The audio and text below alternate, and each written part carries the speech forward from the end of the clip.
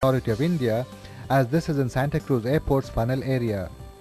In exchange for the houses demolished, the developers will give an apartment free and also get commercial space for sale with which to finance the redevelopment. Unlike other builder-led projects where if 70% of slum residents agree to redevelopment, the rest have to go along, in Dharavi the government has not taken formal consent from the residents. Instead, it has tried to win them over by giving them 300 square feet apartments larger than what they currently own and more than the government norm of 269 square feet. I'm sure that although we have done away with the 70%, this puts the onus on me to ensure that 100% of the people are taken along, because it's a redevelopment project. Unless people are moved out into a transit, you cannot start the first building of rehabilitation building. There are skeptics like US-trained architect Chandrasekhar Prabhu who feels that people with wide income disparities cannot live together. He cites the example of other slum rehab projects in the city where the original owners have sold their flats to the richer neighbors to be converted into servant quarters. He fears that a remodeled Dharavi will not be suitable for certain occupations like papad making and that people will sell their flats and squat elsewhere. The land on which the slum dweller squat will be brought to the table by the slum dweller. The person from the middle class who otherwise cannot afford to buy houses from the builder will bring in his capacity to pay at a reasonable price. The two can marry together. The funds from the middle class, those who need housing, needy people who need houses, and the land of the slum dweller can be put together. Slum dweller can get free houses and a corpus from which his maintenance could be free. But they'll be brokered by the developer. No, they need not be brokered by the developer. But Mukesh Mehta says the idea is not only to move residents into better flats, but to preserve the existing ecosystem with its supply chains where one activity feeds the other. There will be elevated walkways, he says, with natural grass where hawkers can ply their pavement trade. In addition to providing better schooling and medical facilities, an attempt is also being made to improve skills in association with organizations like the National Institute of Design. If people can earn better, they will have little incentive to sell and relocate.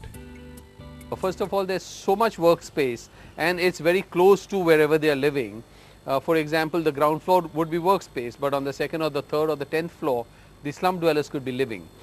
So we are saying that they can get privacy for their children as well as family. Along with that, the businesses or the profession that they're in can also flourish. Time for a break. When we return, how to prevent slums from coming up in the first place.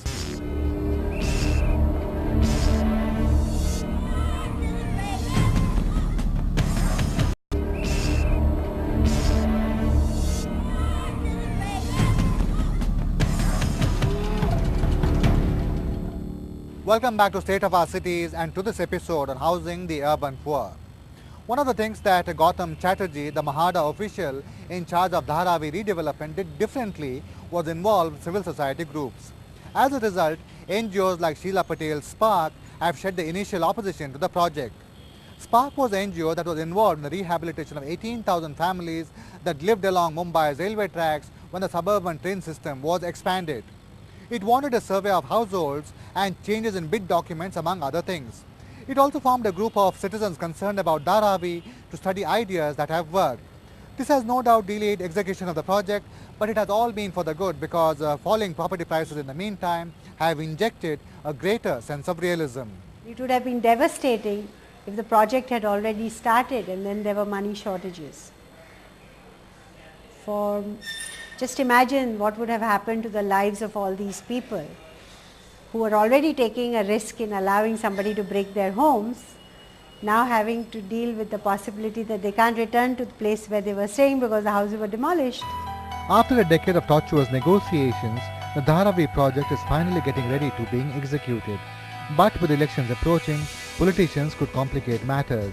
They keep pushing people to demand more. You have grassroots leadership that produces a lot of ferment. Sometimes it's genuine, it's worthwhile to listen to. But the other reality is that all housing and infrastructure projects are decadal. They don't happen in 1 or 2 years. So often it goes beyond one elected government. So it's very rare that you will have the party and the opposition agreeing to something so that they'll stay with that project.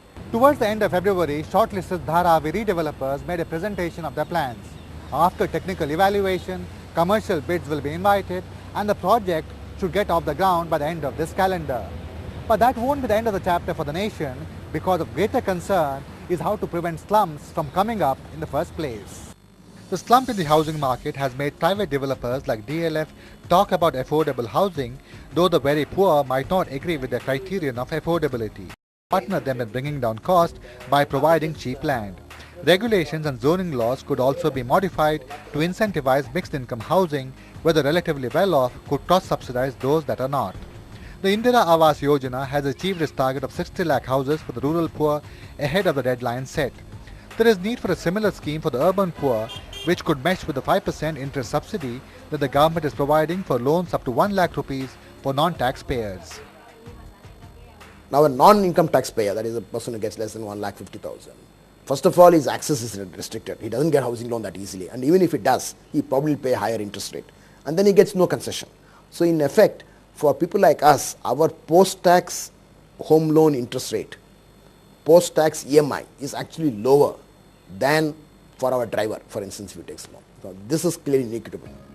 But home ownership is a costly solution because of upfront costs which are onerous to migrants or those embarking on an independent life. Government agencies should be persuaded to create rental housing with appropriate changes in tenancy laws. For the poor, I think there needs to be a major effort here again by public agencies in providing rental housing, and in my view they should involve NGOs and community-based organizations who can take on the job of collections, because I think for a government agency to be involved in maintenance of the property and to be involved in rent collection on a monthly basis and the associated work may be difficult and may not be practical. The solutions are known, the right policies need to be put in place, because the hope, optimism and enterprise of the poor trying to improve their lot is best celebrated in movies, not tested in the grime and despair of a slum.